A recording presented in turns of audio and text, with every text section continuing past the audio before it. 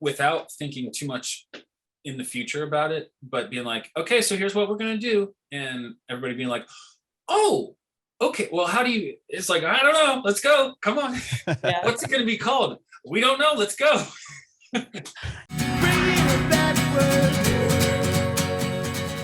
I appreciate you doing this. So this podcast is about you and your journey in music. I wonder if I can get the backstory possibly on both of you, and then we'll talk about how you met and obviously the new record coming out with Hush Kids.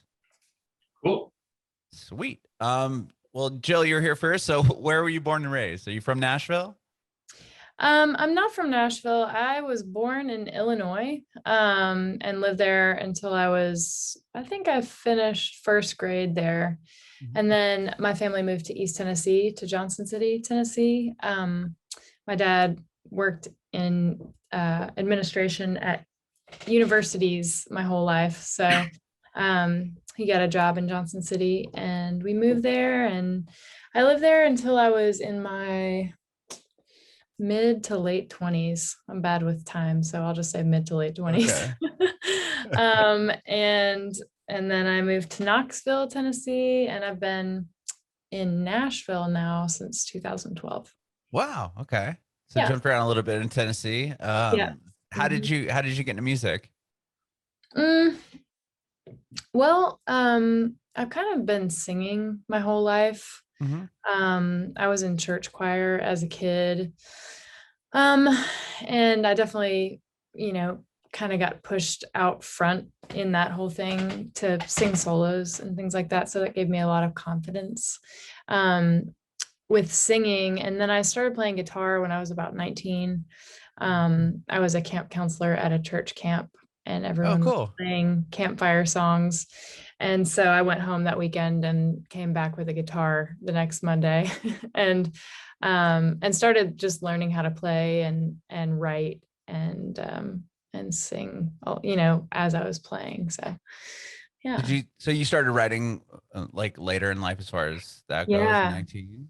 Yeah, 19. I had been writing like short stories and poetry kind of my whole, I don't know, it was something that I really loved to do when I was, especially in middle school and high school. Mhm. So I wasn't a stranger to writing, but as far as writing songs, I'd never really done that. What was that like writing your first song and showing it to somebody? Bad, probably. Was it Yeah. terrifying, or were you pretty confident with what you created? I wouldn't say I was pretty confident. No.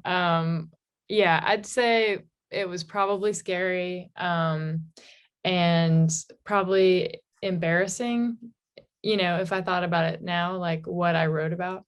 But it's part of the whole thing. Sure. So yeah, you have to be a little bit scared. If you go out feeling like it's really good, then it's probably really bad. That's awesome. What about you, Peter? Where were you born and raised? I was born also in Illinois, about 20 minutes outside of Chicago. So I always say Chicago, and unless you're actually from the Chicago area, that is sufficient. But if you're from Chicago, they would say that I'm lying. So I'm 20 minutes outside of Chicago. Okay.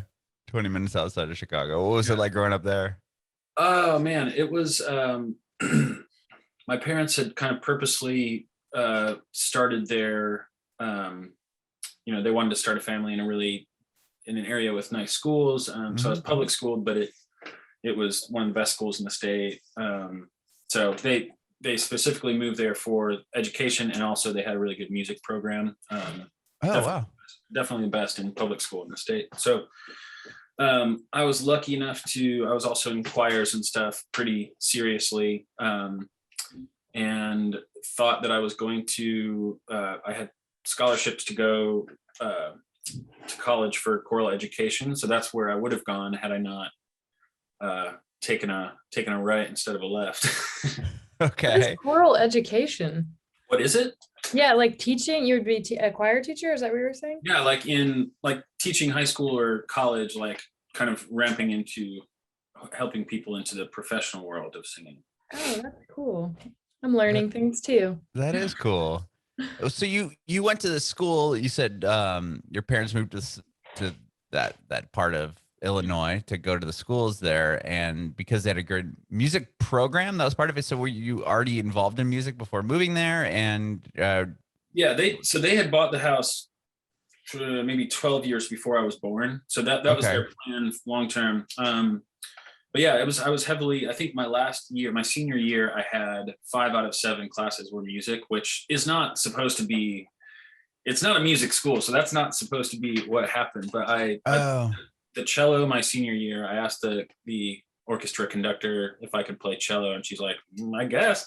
So I had cello or orchestra, jazz band, music theory, English. Barely though, barely English. There was like senior choir and then an audition choir. I think that. Oh, and then PE. I had to do PE legally. I had to take PE my last year too. What a weird bummer that was. Yeah, senior year was a not a difficult year. Anyway, so yeah, it was just that was the foundations. I mean, I played in bands and I played a lot of things in high school, and then I'm glad I did, because that kind of lets me do what I do now, where it helped kind of being okay at a lot of things is great for where I've landed here. Sure. Were you in choir or anything prior to going to that school? Yeah, I think I was in a choir as young as I was, as young as it was possible. So I think I started in a choir in the city when I was like 5, and Wow. I was pretty much in choirs from then on. Just you had a passion for it, or were your family musical, or? Both. Okay. Yeah, both things. Yeah, I think they were, my parents were super supportive, and I mean, they, I think, wanted my sister and I to be involved with music, but Okay. it was not anything forced, you know? Sure. Are they musicians themselves? Yeah, they come from music. They're not professional by any means, Okay. but they love it. They love it for sure. So it was it worked out for everybody. They were super supportive, and I was crazy trying to pick up anything I could play. Sure. You said you made a right instead of a left when it came to doing the choir thing. Did you attend like Berkeley, or did you go to college for music, or not? No. Well, so I moved to Nashville like 2 days after I graduated high school, to go on tour with a band that was from Nashville. So I guess the way I tell it is, if they were from Detroit, I would have moved to Detroit. So I didn't move to Nashville specifically at all for Nashville. Got it. But they were born and raised here, which is not very common for people here to be born here. So after a year or two of that, I did have several stints with college, which I've actually more recently finished. A couple of years ago, I finally finished my bachelor's degree after 14 years of spotted appearances. So yeah, I didn't go to school for music, but I have in the past done a semester here or there. Okay. And how did you get involved with the band that you ended up joining? Sorry, I'm not letting you drink. You're like about to drink, and then I shoot a question at you. All good. I knew two people that I grew up with in LaGrange. That's where I'm from. Had moved to Nashville 2 years before and joined this band, and the keys player happened to want to move on from the band, and he was one of my childhood friends, so I kind of already knew the band. I was like, well, better learn these songs, and came down and got the role. So wow. Yeah, that was a big life changer in terms of just relocating. Yeah, the rest of, I wouldn't I found my wife in Nashville. I found a career in Nashville. So it would be interesting to see how it looked if I went to a small college with a great choral education program. Sure. Wow. Well, Jill, so you were in the band, the Everybody Fields, and how much later down the line in your music career did that form, or were you in bands prior to that? You said you started writing and got a guitar at 19. Where'd you go from there? Yeah, so let's see. The Everybody Fields.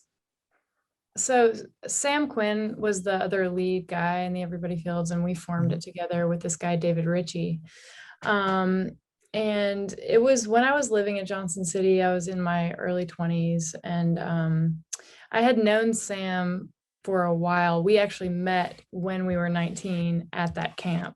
Wow. He was a camp counselor there, and we started playing music together pretty immediately and singing together then. And so I was definitely very inspired by him, because he'd been writing songs for 7 years prior to me meeting him. Wow. And I was a newbie. And so, yeah, there were a lot of really musical people at that camp that I worked with, and that I wrote a little bit with as well.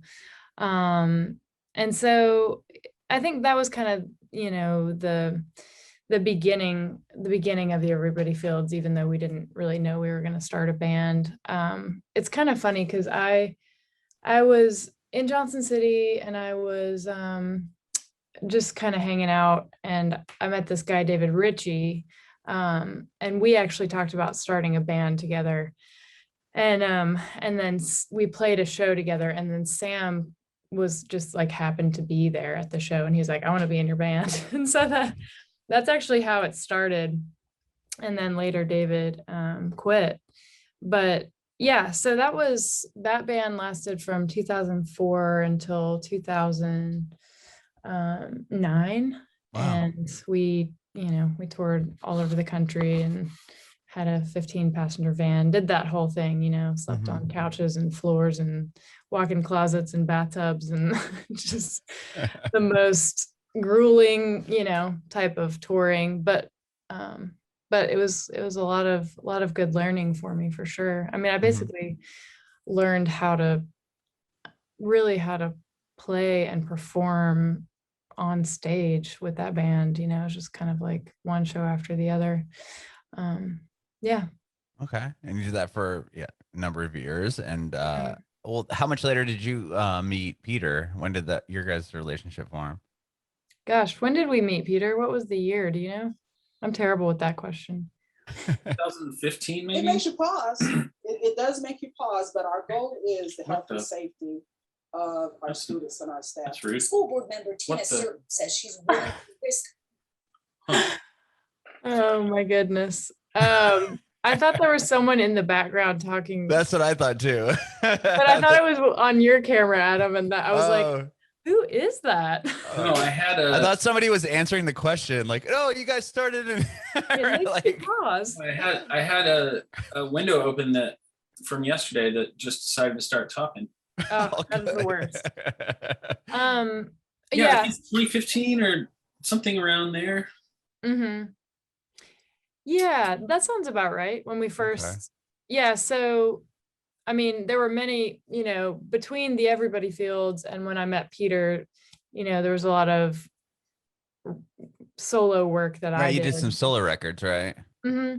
Yeah, I wrote a bunch of songs and released some records and things like that, and moved to Nashville. And so Peter and I met at a just at we were a blind date co-write situation. Okay. My publisher set me up with my publisher set me up with Peter, and his publisher set me up with him. And we had heard of each other. We were kind of in the same friend group, but we had never met. You can continue from there, Peter, if you want. Oh, yeah. So in those situations, I think we still, I don't know, that I was that was early on when I was, not that early, but you tend to, in the beginning third or whatever, the beginning stretch of co-writing career, I guess, you write with a lot of new people. And some of those are awesome and some of them are not, for a variety of reasons. Like somebody could be having a weird day, or everybody can be super talented, but you put them together and just at that very moment, you don't get a great song. Mhm. But it was quite the opposite, I think, for Jill and I.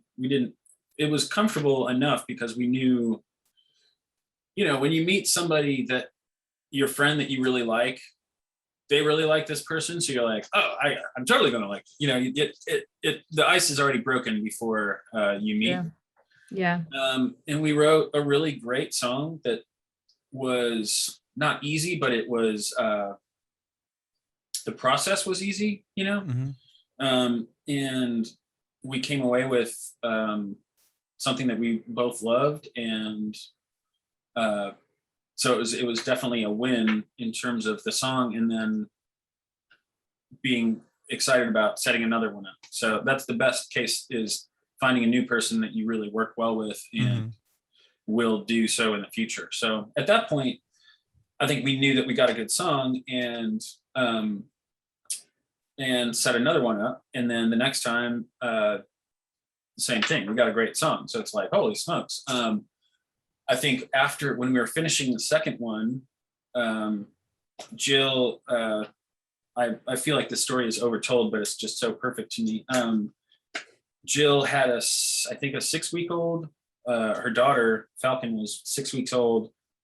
We were in a studio and she had Falcon here, her acoustic blocking her because she was feeding her, and which is totally cool. I have kids too, that's all good. Yeah. But Jill looked over at me and she's like, I think we should start a band. And I was like, wait a second, there's so much happening right at this moment. Like, I'm finishing mixing a song. You've got 2 kids, one of which is actually attached to you right now. I'm like, so in the moment I was like, damn, if she's saying, like, I'll seem like such a lazy bastard if I say no to this. So so I was like, all right, cool, let's start a band. And then we just kept writing. I mean, there were many things in between that and the release of our first record. We kind of branched out and wrote with a few other folks, and just kept writing, the 2 of us. And it was just, the momentum picked up from the first day. Wow. Were you in a band prior to you guys meeting, or were you doing a lot of co-writes, or what? After you were in this touring band that you linked up with when you were 18, I'm sure there's a lot between the 2. I did a lot of touring, mostly playing keys. Chords for a lot of different people, but I got very comfortable with that role. The pressure is not, as long as you know your parts. If you're a hired guy, like a side guy, there's not much pressure. You don't have to do the interviews. You don't have to do the things that suck. You just get to go on tour and play music, which is awesome. So I was very, very comfortable not being in the front. Okay. But I was also used to being on stage. So part of that was, it's very different sitting kind of with your side to the audience. And I sang a lot with all those groups as well, but it's very different than standing front and center, entertaining the audience, not just playing the songs. So yeah, I think we both definitely cut our teeth with the touring aspect. So that takes a while. It takes a while to get used to, like sleeping in the walk-in closets and the bathtubs. Yeah. When was your first experience like being front and center?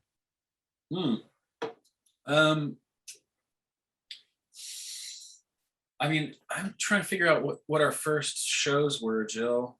So it was in this band. That's when you made the leap to kind of front? Actually, Okay. No, yeah, that's not exactly true. I hadn't done anything consistently. I had opened some shows for friends. I mean, I think the first time that I actually played my stuff solo, I was opening for the Civil Wars when they first got. Oh wow. They weren't kind of to the max level that they became, but they were, we sold out Workplay I had no part in that. Workplay in Birmingham, which is like 600 people. Wow. I don't know. So at that point, it was I've learned a lot since then. Sure. Okay. So that's where you kind of jumped to the front, and then obviously you're writing songs during the period of touring, and you just weren't playing, you were just kind of keeping those to yourself, or were you contributing to the writing of these other bands? I think I wasn't writing with the people I was touring with, but I was kind of getting into, I got married 10 years ago. And so that's kind of overlapping this whole story. That is nuts. It's been 10 years. Yeah. Wow. Yeah. I think I kind of gradually transitioned into writing when I found out that my wife was pregnant with our, she's 7 now, so almost 8 years ago, I didn't want to be on the road and have a kid at home, so I focused on transitioning into songwriting. And I mean, I had already been doing it, but doing it more, kind of more how it happens here, which often is co-writing. It doesn't have to be, but I try to get into that world, get into finding a publishing deal and kind of being secure, stationary. And so that's what happened. Wow. And Jill, you obviously were doing your solo thing. And when did you decide, like, were you always, you know, was a band always an option, or were you pretty content with just putting records out yourself?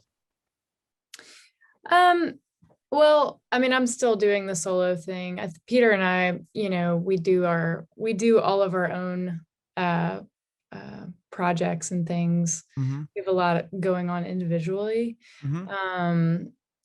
So yeah, I think, you know, with Hush Kids, it was just something that sounded really fun. Honestly, I didn't put a lot of thought into it. It was just like, I love writing with Peter. We've written really great songs, and I know that we can write more great songs. And the way we sing together, I think, is really the most special part about our band. You know, I've always loved harmony singing. It was a big part of the Everybody Fields. And so I kind of came from that world. And when I met Peter and started writing songs with him, it was really different in that way, because I had written with a lot of people, and, you know, while we were writing it, we're not singing together, and it's like we're weaving in and out all these melodies that me and Peter were doing. And so it felt really unique, and something that felt very natural to me.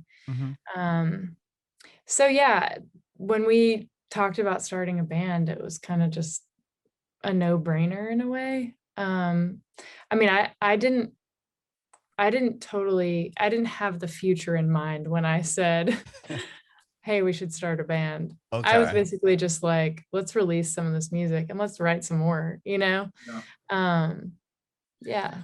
Yeah, I think to add to that, I feel like we kind of just decided, and we had a lot of people around us that were very supportive of that helped, you know, who ended up being our friend who ended up producing the first record, our management. So it was, I think we, without thinking too much in the future about it, but being like, okay, so here's what we're going to do. And everybody being like, oh, okay, well, how do you, it's like, I don't know, let's go, come on. Yeah. What's it going to be called? We don't know, let's go.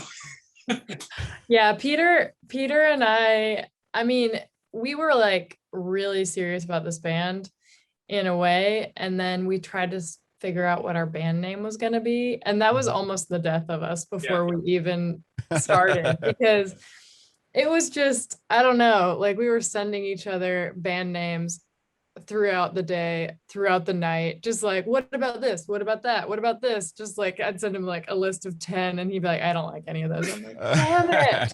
Yeah, but to the point where it's like, we're never, I mean, I think it lasted for months, so it's like it did. It really did. Like now, even if we if we think of a really good one, it's gonna be bad. Like we couldn't even, we were so in the woods. But yeah, I think I don't know. I'd like to think that we realized that, and I was like, all right, we just need to pick something so we can go. We need to. Let's pick the dumbest one. How about that? I would imagine you both were kind of in similar lifestyles with, you know, married and kids. And did that kind of help, you know, when now you're in a band, like you don't have to kind of convince the other person, like, oh yeah, I want to go tour and we're going to do all these things. And you're like, well, I have a family at home. Like, was it pretty easy to gel that way as well? Yeah, Yeah. I think you're exactly right that we neither one of us wanted to be gone really at all, but we knew that that's not to say that we didn't want to. I never want that to sound like we didn't. I mean, I love playing shows, and we love playing. As there's a certain thing that we can do with two acoustics in our voices that is really fun to for us and to share with other people. So, but we were thinking about it the same way. Like, we'll do a long weekend in a certain like regional bursts, and then come back and kind of recenter. And I think it worked out. The touring we've done has worked out really well.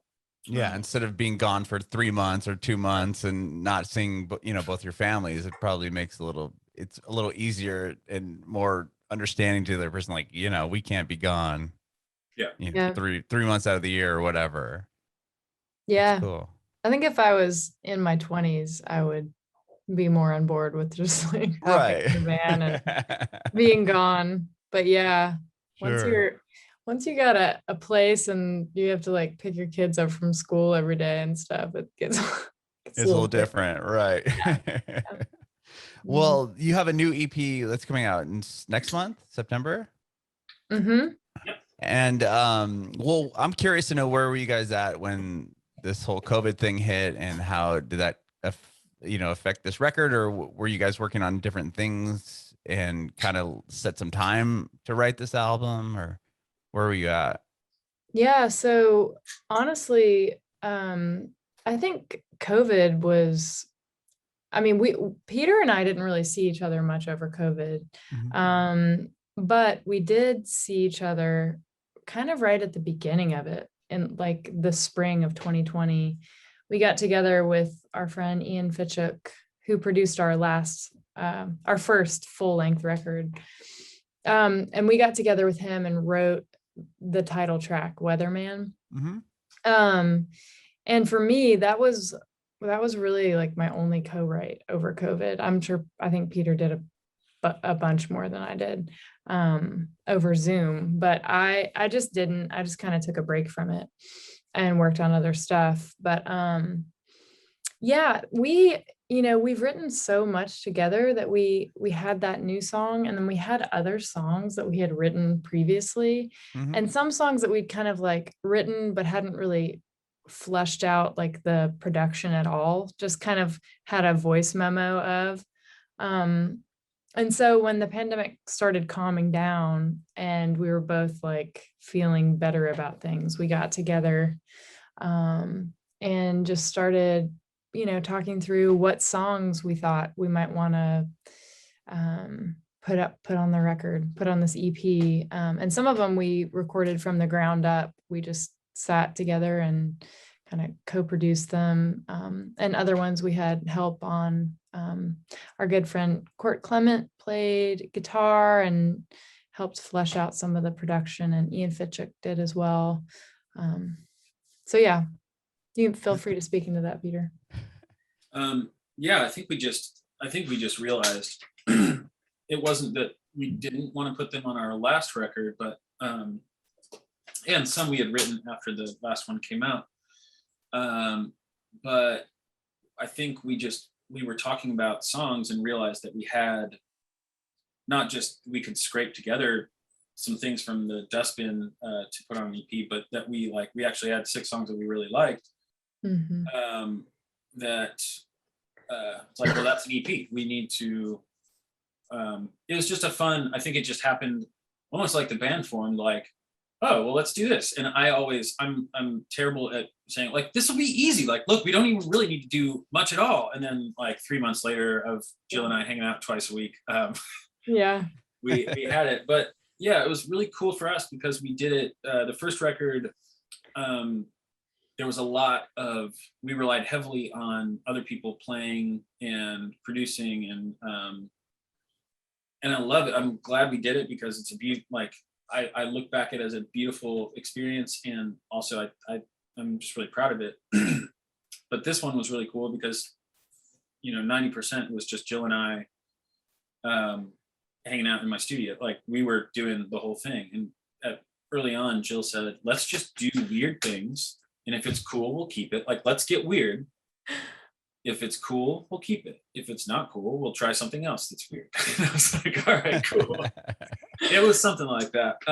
But it just kind of gave me, you know, I record all the time and I mix stuff, but I don't often do the process from start to finish. So it was it was cool that Jill trusted me to do that. And in turn, I developed more trust for myself. Like, I don't know, you know, the imposter syndrome runs deep in the music industry or any industry maybe. But it was very validating to kind of see it through to the finish line. Sure. So the songs you said you had, you know, the songs were kind of there, but were they recorded and like, did you remix them or did you record them from the ground up and then start over on these songs? I think 3, I might be wrong, but I think 3 of them we had already started some version of recording. So it was more just kind of diving in, adding some stuff and mixing. And then 3 of them we started just from scratch here. Wow. So you record them in that room that you're in right now? Yep. Wow, that's awesome. That's my humble music abode. That's cool. And Peter, you were doing some co-writes over the course of the past year and a half. Was it weird writing with people over Zoom? It was kind of weird. I actually grew to really love it. I am wearing pajama pants right now, so that would be a common. Oh, always they look like jeans on those Zoom. I was actually like, oh, those are pretty rad jeans. I knew they were pajamas all along. That's a cool wash. That indigo. Yeah, I did a lot. I was actually probably busier last year than I am in a normal. Zoom. It depended on who it was with, but I had a lot of people that are also either producers or they're able to record their own stuff. So that, yeah, like it's hard to know what those people are called, like what I'm called these days.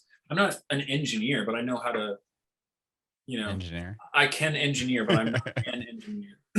Got it. So does that mean you work on a train? Yeah, right. I love engineer because it's so broad. Like I'm an engineer. It's like, oh, in what instance? Yeah, but like, yeah, I'm like I can get some notes out of a flute, but I'm not a flautist, you know. Right. But I think what I was getting to is that writing with other people that have their home set up, we could just bounce stuff back and forth. So everybody's in their comfort zone, which I found to be really compelling. To instead of somebody trying to figure out on my gear what they're like, if they're hearing a sound, we are literally working off the same Pro Tools session. They can add what they want from their own comfort zone, and I can add what I want. And it was a really inspiring. I was inspired by the Zoom workflow, but that's cool. And you could write with people all over the world, yeah. essentially, right? Yep. Did you have any blind date writes? And was that strange not meeting the person in real life and having to like vibe with them over the computer? Yeah, I think the only one, I'm trying to think, I feel like the only one that I wrote with, or the only people I wrote with that I have not met were from Canada. So I might not have met them anyway. Okay. That's cool. So it is kind of weird to introduce yourself, but I think everybody's in the same spot. You know, none of us are really, really good at Zoom. Like, right. Nobody. I had no idea what Zoom was until I had my first invitation, and then I was like, as the months went on, I was like, damn, I really wish I had some Zoom stock. Right. I know. And how did Skype just like totally miss it? They missed the ball, man. Oh man, they totally missed the ball. That was like right up their alley, and Zoom just came in and slapped them. Interesting. Yeah, but no, it's great. Even now, well, things are getting crazy again. But even with the options, sometimes with folks in Nashville, I'm like, you want to just do Zoom?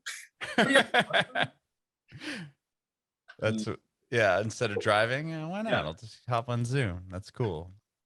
And so the record's coming out next month. You guys have plans to do like a release show, or are you gonna play it, do any touring at all?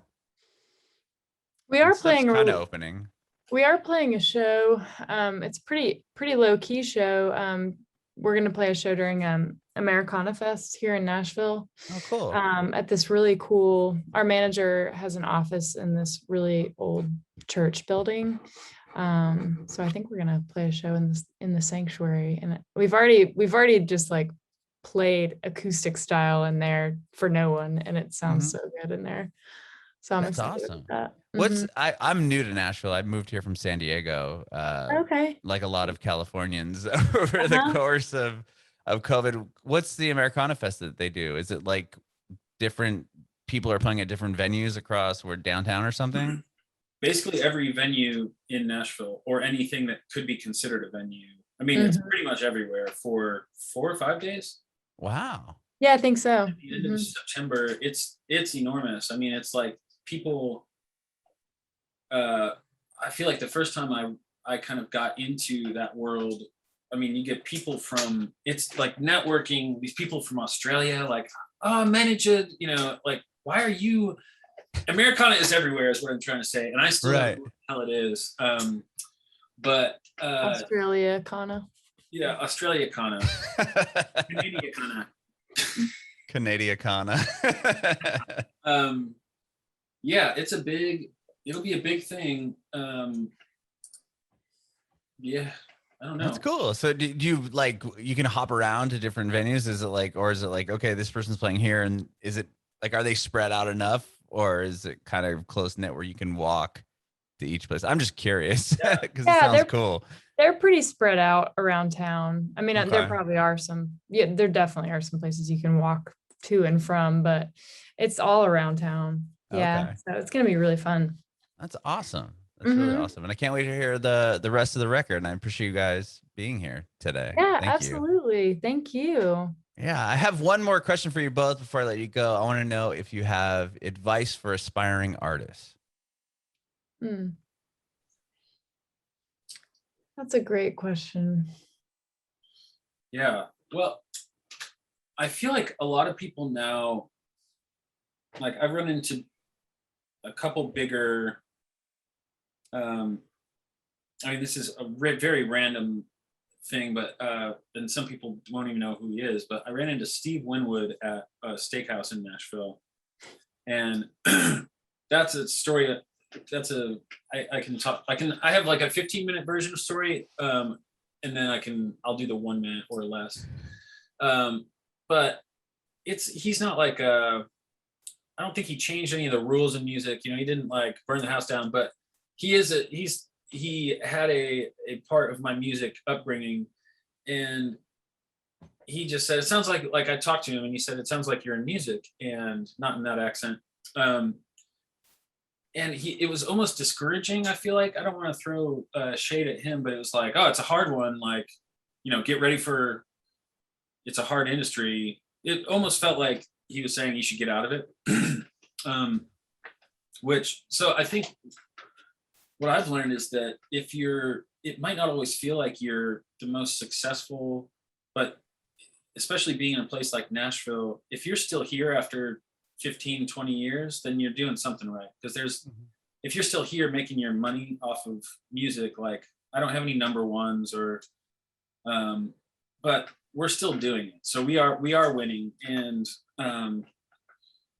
I think, so to boil that down, it's just keep doing it, and like, just keep moving forward. And it can be discouraging and humbling to try to be a songwriter or musician, but you gotta love it, because it can get a little dirty.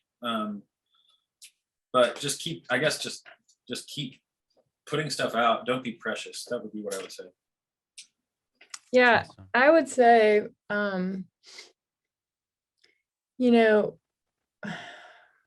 I would just tell people to write good songs, because there's a lot of them that are really bad out there. So I would encourage aspiring people, just hone your craft, I don't know.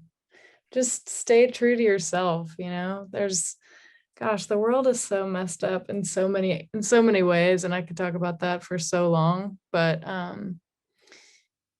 don't know, just like, write what be true to yourself in your image and in your sound and all that, and be artful. And I don't know, that's just preaching, but